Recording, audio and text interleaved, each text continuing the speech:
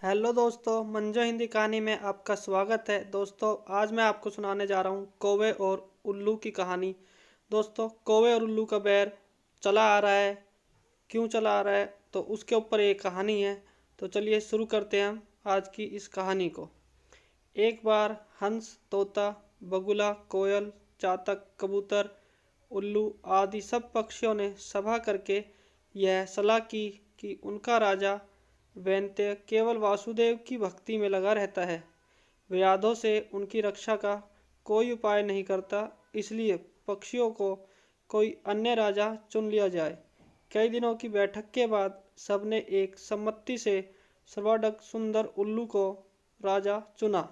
अभिषेक की तैयारियां होने लगी। विधि तीर्थों से पवित्र जल मंगाया गया, सिंहासन पर रतन जड़े गए, स्वर्ण घाट भरे गए, मडगल पाठ शुरू हो गया। ब्राह्मणों ने वेद पाठ शुरू कर दिया। नर्तकियों ने नृत्य की तैयारी कर ली। उल्लूक राज सिंहासन पर बैठने ही वाले थे कि कहीं से एक कौवा आ गया। कौवे ने सोचा, यह समारोह कैसा, यह उत्सव किस लिए। पक्षियों ने भी कौवे को देखा तो आश्चर्य में पड़ गए। उसे तो किसी ने बुलाया ही नहीं था। फिर भी उन्होंने सुन रखा था कि कौवा सबसे चतुर कूटराजनीतिज्ञ पक्षी है, इसलिए उससे मंत्रणा करने के लिए सब पक्षी उसके चारों ओर इकट्ठे हो गए।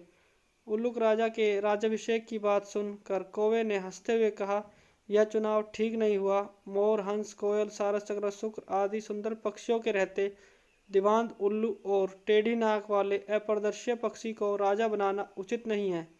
वह स्वभाव से ही रौद्र है और कटुभाषी है। फिर अभी तो वैन्त्य राजा बैठा है। एक राजा के रहते दूसरे को राज्य देना विनाशक है। पर एक ही सूर्य होता है, वही अपनी आभा से सारे संसार को प्रकाशित कर देता है। एक से अधिक सूर्य होने पर प्रलय हो जाती है। प्रलय में बहुत से सूर्य निकल जाते हैं, उनसे संसार में विपत्ति ही आती है, कल्याण नहीं होता। राजा एक ही होता है, उसके नाम कीर्तन से ही काम बन जाते हैं। यदि तुम उल्लू जैसे नीच, आलसी, कायर, वैष्णी और पीठ पीछे कटुभाषी पक्षी को राजा बनाओगे तो नष्ट हो जाओगे। कौवे की बात सुनकर सब पक्षी उल्लू को राजमुकुट पहनाए बिना चले गए। केवल अभिषेक की प्रतीक्षा करता हुआ उल्लू, उसकी मित्र कृकालिका और कौवा रह गए। उल्लू ने पूछा, मेरा अभिषेक क्यों नहीं हुआ। कृकालिका ने कहा, मित्र, एक कौवे ने आकर रंग में भंग कर दिया। से सभी पक्षी उड़कर चले गए हैं, केवल वह कौवा ही यहाँ बैठा है। तब उल्लू ने कौवे से कहा, दुष्ट कौवे, मैंने तेरा क्या बिगाड़ा था जो तूने मेरे कार्य में विघ्न डाल दिया। आज से मेरा तेरा वंश परंपरागत वैर रहेगा। यह कहकर उल्लू वहां से चला गया।